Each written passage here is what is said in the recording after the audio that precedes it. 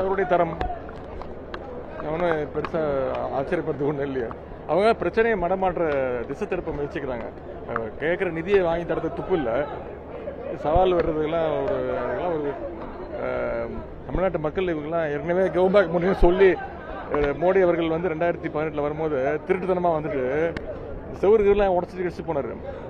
மக்கள்லாம் சந்திக்க வாய்ப்பு இல்லாமல் பயந்துக்கிட்டு எங்கே பார்த்தாலும் கருப்பு கொடி காட்டினாங்க, பலூன்லாம் விட்டாங்கலாம் ஞாபகம் இருக்கும். அதனால இந்த பிரச்சனையை அதை திசை திருப்ப வேணாம். நமக்கு இப்போ தேவை வர சொல்லுங்க. பால் பஸ் ஓட்டுறதுலாம் ஒரு பெரிய வர சொல்லுங்க. வீட்டுக்கிட்ட தான் இருப்பேன். இன்னைக்கு நிகழ்ச்சி இருக்கு, சாயங்காலம் இளைஞர் நிகழ்ச்சி இருக்கு. முடிஞ்சா ஏற்கனவே அவர் அறிவாலயத்து பக்கம் ஏதோ ஒன்று பண்ணுவேன்னாரு. முடிஞ்சா அண்ணா சாலை பக்கம் வர சொல்லுங்க தைரியம் தான். இல்லை அதான் திருப்பி நான் சொல்றேன். இது வந்து பிரச்சனையை வந்து எங்களை உதயநிதிக்கும் பாஜக தலைவர் அவர் நான் பேர் கூட பெருசாக சொல்றது கிடையாது, தவிர்த்து விட. இது அந்த பிரச்சனை கிடையாது. தமிழ்நாட்டுடைய நிதி உரிமையை கேட்டு வாங்கணும். அதற்கு ஏதாவது முடிஞ்சா ஏதாவது உபயோகமாக பண்ண முடிஞ்சா அதை பண்ண சொல்லுங்க.